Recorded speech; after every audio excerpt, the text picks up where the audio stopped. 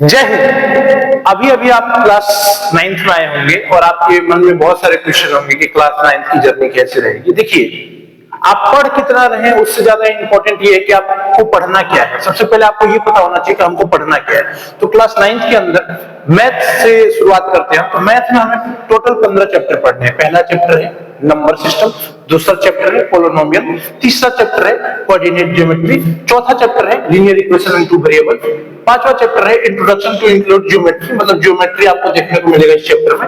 Lines and angle छठा chapter है, सातवां चैप्टर है ट्राइंगल, आठवां चैप्टर है क्वाड्रिलेटरल, नौवां चैप्टर है एरिया, 10वां चैप्टर है सर्कल। ठीक है, अब आते हैं 11वां चैप्टर है कंस्ट्रक्शन, जो 12वां चैप्टर है आपको हेरोन्स फार्मूला देखने को मिलेगा उसमें। 13वां चैप्टर मतलब 13वां जो है वो सरफेस एरिया एंड वॉल्यूम से, 14वां जो है स्टैटिक्स से, 15वां आपका लास्ट चैप्टर रहने वाला है प्रोबेबिलिटी। तो ये जो चैप्टर्स हैं वो आपको मैथ के अंदर देखने को मिलेंगे। मैंने फिर कह देता हूं मैं कि आपको पढ़ना क्या है ये पता रहना चाहिए। तो ये सारी चैप्टर जो है वो मैथ के अंदर आपको पढ़ने हैं। इसका अब आप एक स्क्रीनशॉट ले लीजिए ताकि मैं अभी आपको साइंस के अंदर क्या पढ़ना है वो भी बताऊंगा।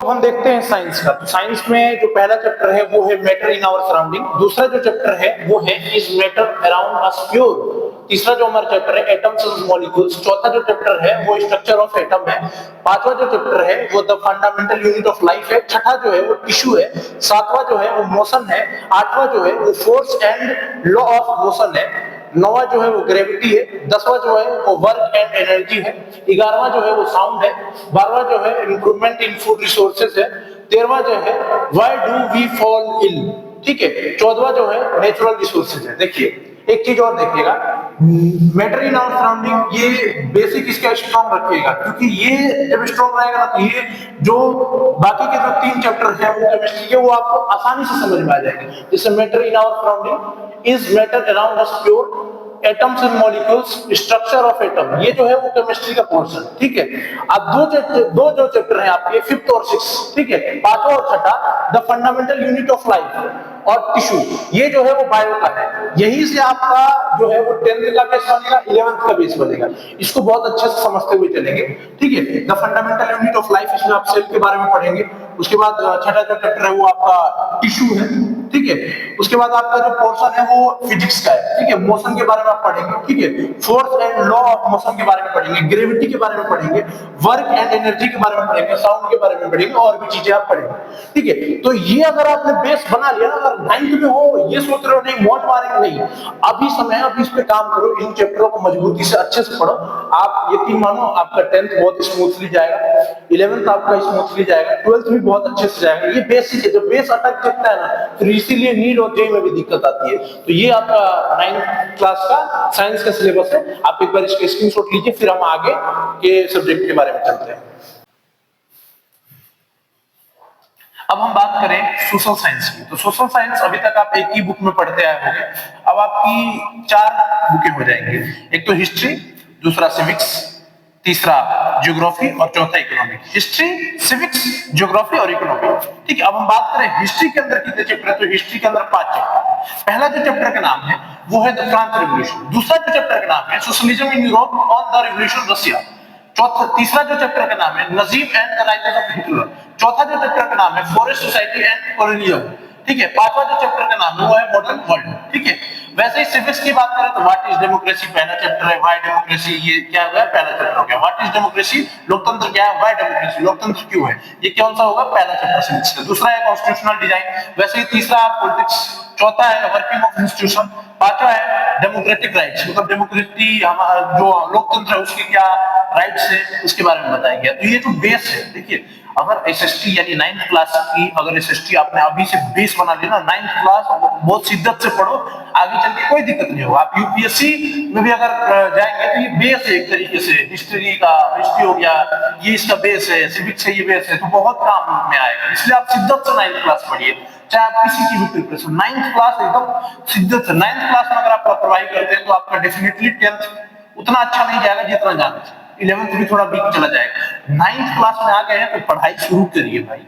अभी तक आपने जो गलती की थी कोई बात नहीं, लेकिन 9th में सीरियस हो। ठीक है, अब देखिए, अब ज्योग्राफी की बात करें तो इंडिया के बारे में बताया गया, साइज एंड लोकेशन इंडिया कैसा है, मैप वैप बताया जाएगा आपको, ये मैप बना के समझाया जाएगा एकदम बढ़िया से, इंडिया का कौन सा राज्य कहाँ पे है, साइज कितना बड़ा है और लोकेशन कैसे दिखता है, ये सब बताया जाएगा आपको, ठीक है। फिजिकल फीचर्स ऑफ इंडिया, मतलब इंडिया का फिजिकल फीचर्स क्या है ये बताया जाएगा ज्योग्राफी के अंदर दूसरे चैप्टर में। पहला चैप्टर था इंडिया साइज एंड लोकेशन, दूसरा चैप्टर था फिजिकल फीचर ऑफ इंडिया, तीसरा था ड्रैगन के बारे में आपको बताया जाएगा, चौथा था क्लाइमेट के बारे में, क्लाइमेट के बारे में आपको डिटेल में पढ़ाया जाएगा, बेसिक नॉलेज दिया जाएगा, ठीक है। पांचवा है natural vegetation and wild life, ठीक है, इसके बारे में आपको बताया जाएगा। छठा है पॉपुलेशन के बारे में बताया जाएगा कि ये जो पॉपुलेशन, अभी सुनते होंगे कि हमने चाइना को भी पीछे छोड़ दिया पॉपुलेशन के बारे में, तो यहाँ पे इस चीज के बारे में आपको बताया जाएगा। टोटल ज्योग्राफी के अंदर कितने चैप्टर होंगे? 6 चैप्टर होंगे। अब हम बात करते हैं इकोनॉमी की, तो इकोनॉमी के अंदर जो चैप्टर है वो पहला जो चैप्टर है the story of village Palampur. Palampur एक गांव होता है, उसकी स्टोरी आपको सुनाई जाएगी, और स्टोरी के माध्यम से, इस विलेज के माध्यम से आपको इकोनॉमिक समझाया जाए, ठीक है। तो पहला जो चैप्टर है स्टोरी ऑफ विलेज पालमपुर, ठीक है। दूसरा चैप्टर है पीपुल एज रिसोर्सेज, मतलब लोग और संसाधन, ठीक है, पीपुल एज रिसोर्सेज है दूसरा। तीसरा चैप्टर है अपना जो हमारे जो जरूरी चैलेंजेस है उसके बारे में आपको बताया जाएगा। चौथा जो चैप्टर है फूड सिक्योरिटी इन इंडिया, कि भारत में फूड के प्रति कितनी सिक्योरिटी है। आपने सुना होगा नकली पनीर मिल गया, ठीक है, नकली जैसे दूध से, बिना दूध के पनीर बना दे रहे हैं, चावल में भी हेरा फेरी हो जा रही है, इस प्रकार की चीजें आपको देखने को मिलेगी, ठीक है।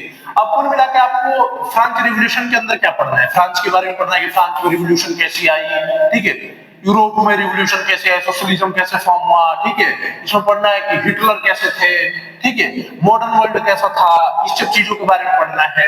पूरी लोकतंत्र क्या है, हम सुनते हैं ना कि लोकतंत्र की डिफिनेशन क्या है, कि लोग चुनते हैं, मतलब आप अपने नेता को कैसे चुनते हैं, वोट देकर चुनते हैं। अभी जब आप 18 साल के हो जाएंगे तो आप वोट देकर अपने नेता को चुनेंगे, ठीक है। तो लोग चुनते हैं और वो लोगों के लिए काम करते हैं, लोग ने बनाया एक जनप्रतिनिधि चुन के, और वो उनके लिए काम करते हैं। By the people for the people वाली आपने डिफिनेशन सुनी होगी, तो इस पर डीप पढ़ेंगे, लोकतंत्र क्या है और क्यों लोकतंत्र है, इसके बारे में पढ़ेंगे, ठीक है। कॉन्स्टिट्यूशनल डिजाइन, अपना संविधान के बारे में पढ़ेंगे, कैसे डिजाइन हुआ, ठीक है।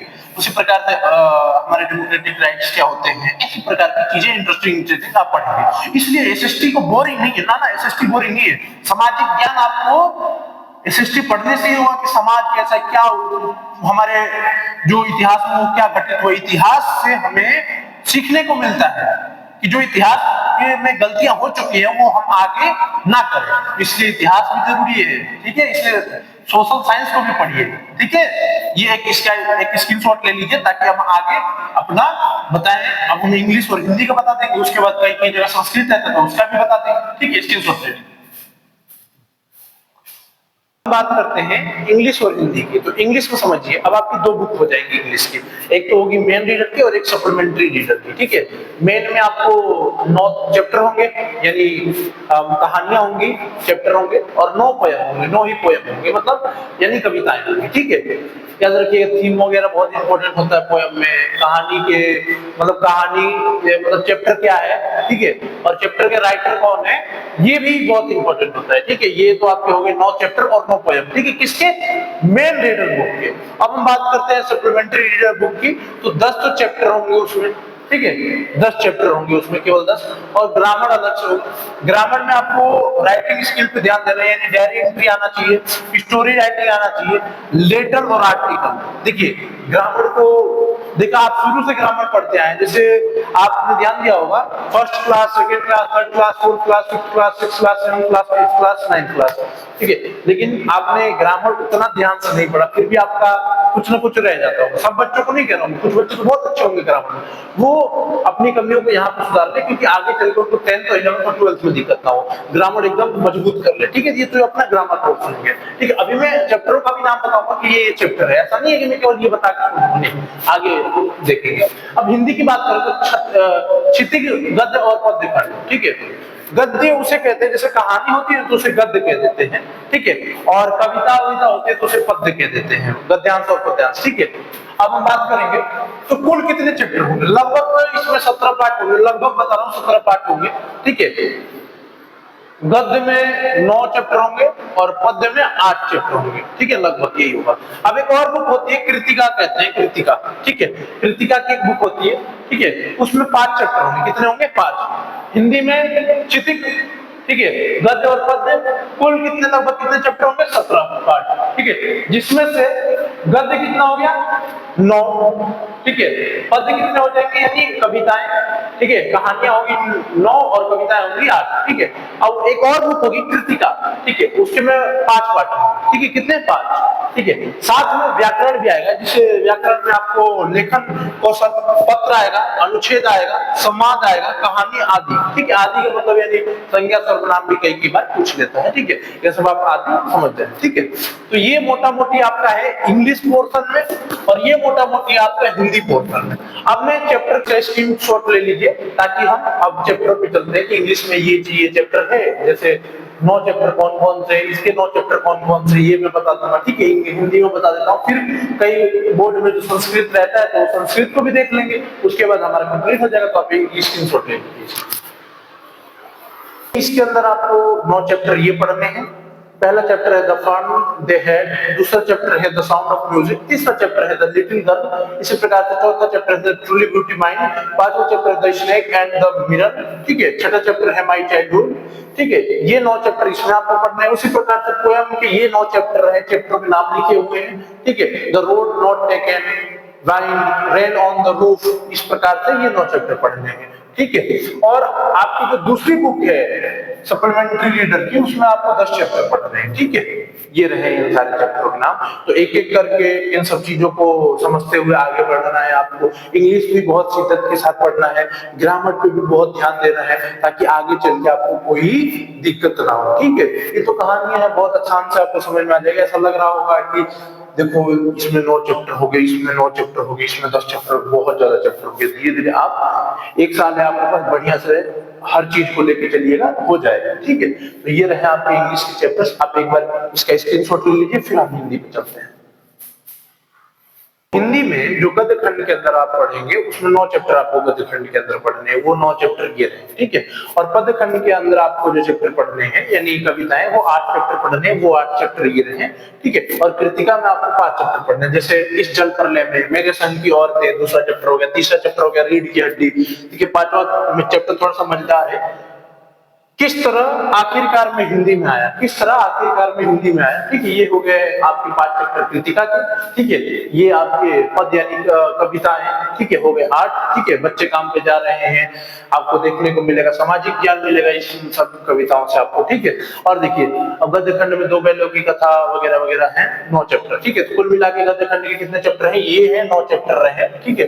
पद्य खंड के मतलब पद्य के कविताएं होता है 8, ठीक है, और कृतिका के 5। तो ये हिंदी में आपको पढ़ने को मिलेगा, ठीक है। संस्कृत की, तो संस्कृत अगर आपके बोर्ड में है तो संस्कृत की किताब सेमुसी होती है, लगभग आपको 13 से 15 अध्याय पढ़ने होते हैं 9th क्लास के अंदर, ठीक है। साथ में व्याकरण की बात करें तो शब्द रूप, धातु रूप, कारक आदि, ठीक है, ये आपको संस्कृत के अंदर पढ़ना है। अब आप एक पूरा 9th क्लास का ओवरव्यू देख लेते हैं, ठीक है। इसका एक स्क्रीनशॉट ले लीजिए। अब ओवरव्यू देखते हैं। अब पूरा सिलेबस क्लास 9 का लगभग क्या है, ठीक है। मैथ के अंदर 15 चैप्टर पढ़ने हैं, जो कि मैंने आपको बता दिया कौन कौन से चैप्टर है। साइंस के अंदर 14 चैप्टर पढ़ने हैं, एसएसटी के अंदर 20 चैप्टर पढ़ने हैं, हिस्ट्री, सिविक्स, ज्योग्राफी, इकोनॉमिक, लगभग सबको मिला के कितने चैप्टर हो गए? 20 चैप्टर हो गए। हिंदी के अंदर आपको दोनों बुकों को मिला के 22 चैप्टर पढ़ने हैं, इंग्लिश के अंदर 28 चैप्टर पढ़ने हैं, पोयम और एक मतलब मोमेंटम की जो बुक है उसको मिला के कितना चैप्टर पढ़ने हैं? 28 चैप्टर पढ़ने हैं। संस्कृत के अंदर आपको 14 चैप्टर पढ़ने हैं। तो ये जो है वो क्लास 9 का पूरा सिलेबस का ओवरव्यू है, ठीक है। अब आप क्लास 8 में होंगे, अब आप 9 में आए हैं, ठीक है। अभी मतलब एंड मार्च होने वाला है, ठीक है।